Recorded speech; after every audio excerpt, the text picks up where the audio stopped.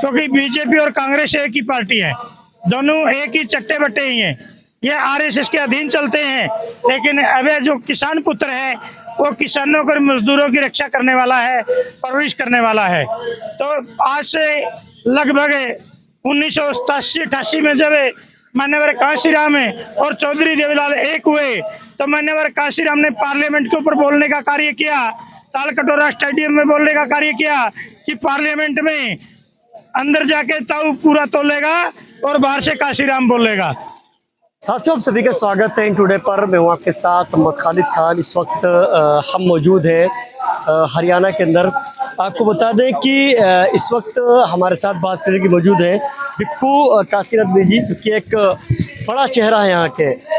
Sir, ये बताइए कि जो हरियाणा का जो इलेक्शन है, जो यहाँ का जो माहौल है, आप उसको किस तरह देख रहे हैं? जो हरियाणा में माहौल है वो त्याग की मूर्तियों के लिए है, और हरियाणा में त्याग करने वाला यदि कोई व्यक्ति है वो चौधरी देवीलाल के पौत्र,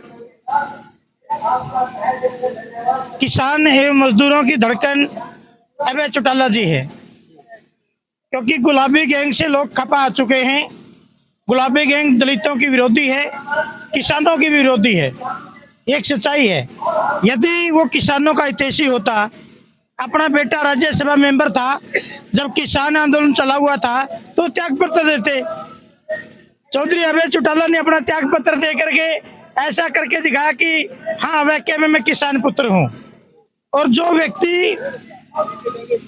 व्यक्ति यहाँ का उम्मीदवार है, उसके जो आका है, उसके बड़े हैं, और तो बहन बेटियों की इज्जत के ऊपर भी ख्याल नहीं रखते कि क्या बोलना है। जो गुलाबी गैंग के लोग हैं, जो बहन कुमारी शैलजा कांग्रेस में इतना दिन रात से मेहनत कर रही थी। हमारा जो हरियाणा में चैलेंज है कि गुलाबी गैंग को अब की बार हम हरा करके ही अपने कदमों को रोकने का कार्य करेंगे। हमने हिलायत हल्के में माननीय रामपाल माजरा के लिए समर्थन किया है। तो बहन शैलजा का जो अपमान का बदला है वो हम किसी से लड़ करके नहीं, किसी के लिए विरोध प्रदर्शन करके नहीं, हम उसके विरोधी को, जो उसको हरा सकता है, जो उसको पार्लियामेंट विधानसभा से रोक सकता है, उनको वोट दिला करके, जैसे यहाँ पर रामपाल माजरा जी को वोट देना हमारा हक बनता है। क्योंकि बीजेपी और कांग्रेस एक ही पार्टी है, दोनों एक ही चट्टे बट्टे ही हैं। ये आरएसएस के अधीन चलते हैं। लेकिन अब जो किसान पुत्र है वो किसानों और मजदूरों की रक्षा करने वाला है, परवरिश करने वाला है। तो आज से लगभग 1987-88 में जब मान्यवर कांशीराम और चौधरी देवीलाल एक हुए तो मान्यवर कांशीराम ने पार्लियामेंट के ऊपर बोलने का कार्य किया, तालकटोरा स्टेडियम में बोलने का कार्य किया कि पार्लियामेंट में अंदर जाके ताऊ पूरा तोलेगा और बाहर से कांशीराम बोलेगा। तो मान्य कांशीराम जी जो बोलते थे, साहब चौधरी देवीलाल जी वही करते थे, और वो कार्य इतना अच्छा हुआ। किसान वर्ग के लिए ब्याज माफी की गई, गांव खेत के लान को बिजली दी गई, अच्छे पानी की व्यवस्था की गई। ये कोई और नहीं कर सकता। जो किसानों का हितैषी सच्चा है तो वो बहुजन आंदोलन का जो मूवमेंट है, श्रमिक समाज का जो मूवमेंट है, वही कर सकता है। एक सवाल है आपसे, हरियाणा के अंदर नशा और एजुकेशन एक बहुत बड़ा मुद्दा है, इसके ऊपर क्या विचार है आप? ऐसा है, जो व्यक्ति खुद ही नशा करता हो, 3 पत्ती खेलने के बगैर सो नहीं सकता, कांग्रेस पार्टी उसको सीएम बनाती है तो वहां तो सट्टे लगाएंगे। आज से भी 2001 के आसपास देखें, गांव देहात में किसी ने ये नहीं पता था कि खाईवाड़ क्या होता है, सट्टा बाजारी क्या होता है। तब से गुलाबी गैंग उसमें आया तो गांव खाईवाड़ हो गई, गांव 3 पत्ती खेलने लग गए, गांव सट्टा बाजार चल पड़ा। ये सारा का सारा कार्य गुलाबी गैंग ने शुरू किया। चौधरी देवीलाल ने तो होका और बुजुर्गों के लिए ताश, नॉर्मल ताश खेलने के लिए कहा, लेकिन किसी को सट्टा खेलने के लिए नहीं कहा। चौधरी देवीलाल ने कहा कमाने के लिए कहा, मेहनत करने के लिए कहा, आम लोगों का पेट भरने के लिए कहा। यही मान्यवर साहब काशीराम ने कहा। साहब काशीराम तो ये बोलते थे, ताश घर का नाश, जो ताश खेलता वह नाश होता है। लेकिन ये लोग कभी अम्बाला में चाय की दुकान पे ताश खेलता है, कभी कहीं जाकर के चाय की दुकान खेलता है। तो इसका तो ताश खेलना है, जो खुद ताश खेलता है दूसरों को ताशों से रोकने का कैसे करेगा। दूसरी बात, शिक्षा का बंटाधार करने का कार्य यदि किया तो वो सबसे पहले कांग्रेस पार्टी के आका जो हरियाणा में बने हुए हैं, गुलाबी गैंग के मास्टरमाइंड बने हुए हैं, उन्होंने किया। क्योंकि जो गेस्ट टीचर लगाए गए, इससे कौन लगाया गया? एक नालायक बेटा बाहर से डिग्री लिया हुआ लगाया गया। जो डॉक्टर सुभाष जैसे प्रोफेसर है, जो नेट क्वालिफाइड थे, जिनका जीआरएफ क्वालिफाइड था, ऐसे ऐसे लोगों को रोक करके मैं सैकड़ों लोगों का बच्चों को उदाहरण दे सकता हूँ। कुरुक्षेत्र यूनिवर्सिटी में ऐसे ऐसे बच्चे हैं। हमारे यहाँ बलकार जी बहुत एजुकेटेड है, जो अपंग है, लेकिन उसको रोकने का कार्य किया। गेस्ट टीचर में उसका कोई था नहीं, ना उसका मामा टीचर था, ना उसका भाई टीचर था, ना उसका कोई रिश्तेदार टीचर था, तो गेस्ट टीचर कैसे लग पाएगा? तो उन्होंने ऐसा गलत काम करने का कार्य किया।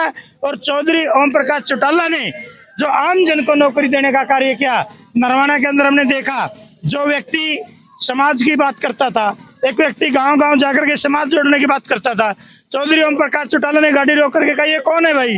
कहते जी ये बीए पास लड़का है और बेरोजगार है, बच्चों को गांव गांव जाकर के शिक्षा के लिए प्रेरित करता है। उसको उसी समय बुला करके कहा कि अच्छी नौकरी देने का कार्य करो, अच्छा कार्य कर रहा है।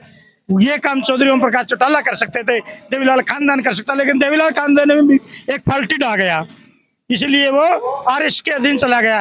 लेकिन चौधरी ओम प्रकाश चौटाला आरएसएस से खेलने वाले इंसान नहीं है, वो किसी के जिस्म से खेलने वाले इंसान नहीं है, वो किसी की शान शौकत से खेलने वाले नहीं है। आपसे आखिरी सवाल, लास्ट सवाल आपसे ये है कि क्या यहाँ पे सिर्फ बहुजनों को ठगा गया है या कि उनका विकास भी किया गया? अरे भाई ये तो सरेआम दिखता है। चौधरी चांदराम को जब हरियाणा का मुख्यमंत्री बनाना था कांग्रेस पार्टी ने, वोट तो ले लिया, मुख्यमंत्री किसी और को बना दिया। उसके बाद आइए अशोक तंवर को सीएम का दावेदार किया, उसको पीट करके निकाला। 2004 में किलायत हल्के में जब रिजर्वेशन में आता था किलायते, ये सोनिया गांधी अपने मुख से बोलती है कि किलायत हल्के से जो गीता बिल्कुल चुनाव लड़ रही है, ये तो इसलिए लड़ रही है क्योंकि इसी हल्के से बहन शैलजा मुख्यमंत्री बनकर चुनाव लड़ेगी, तब वोट लेने का कार्य किया। ये तो कांग्रेस पार्टी तो ठगने का ही काम करती है। जब बाबा साहब को हरा सकती है तो दलित को राज कैसे दे सकती है? दलित को राज दे सकते हैं। प्रबुद्ध साथियों, हमने हिस्ट्री उठा करके देखा है, कुमार समाज को यानी कि वर्मा प्रजापति समाज को, मटिहार समाज को यदि मान सम्मान देने का कार्य किया, मान्यवर कांशीराम और चौधरी देवीलाल ने देने का कार्य किया। हरियाणा के अंदर पहला एमएलए बनाने वाला यदि कोई बैकवर्ड समाज का है तो वो कोई और नहीं, चौधरी देवीलाल है। और दूसरा यदि कोई है बहुजन समाज पार्टी से, वहाँ नारायणगढ़ से सुरजीत सिंह बने थे, तो आप देखिए बहुजन समाज पार्टी और आईएनएलडी का जो गठबंधन है, ये पारिवारिक गठबंधन है, ये राजनीतिक गठबंधन नहीं है। बहुत सारे तो राजनीतिक गठबंधन करते हैं। पीछे बहुजन समाज पार्टी को रोकने के लिए हरियाणा के अंदर 6-7 पार्टियों के साथ कांग्रेस पार्टी ने गठबंधन किया। पूरे भारत में 28 पार्टियों के साथ गठबंधन किया। बीजेपी ने 26 पार्टियों के साथ गठबंधन किया कि कैसे तैसे बीएसपी रुक जाए। पर बीएसपी कैसे रुकेगी जब भाई का भाई दर्द नहीं जानेगा? बहन का दर्द भाई जानता है, और भाई मजदूर किसान आपस में भाई बहन होते हैं। तो ये भाई बहन का जो तालमेल है, ये के सर्वोपरि है, ये चरित्रवान है, शीलवान है, धैर्यवान है। ये किसान का मेरा वर्ग का गठबंधन है। ये कोई पैसे के लिए नहीं है, ये किसी राज के लिए नहीं है, ये सिर्फ आम आदमी का सम्मान के लिए है, मजदूर किसान का हक अधिकार के लिए है। तो मैं ज़्यादा ना बोल करके आप सभी से अपील करता हूँ, अपनी सद्बुद्धि को कायम करें। और बहन मायावती तभी प्रधानमंत्री बन सकती है जब हम चौधरी ओम प्रकाश चौटाला के पुत्र अभय चौटाला को मुख्यमंत्री देखने का कार्य, सपना को पूरा करने का कार्य करेंगे। वो तभी होगा। किलायत हल्के में यदि कोई गृह मंत्री चाहता है तो रामपाल माजरा को जिताइए। चौधरी ओम प्रकाश चौटाला जी इनको गृह मंत्री बना के लाएंगे, और जितने नशा बेचने वाले हैं वो जेल में पाएंगे।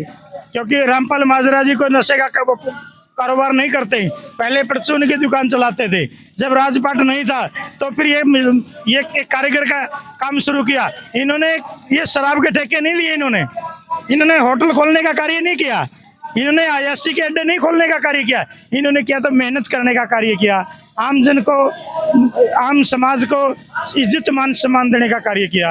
आपका धन्यवाद चैनल के प्रबुद्ध साथियों को। चलिए, आपने समय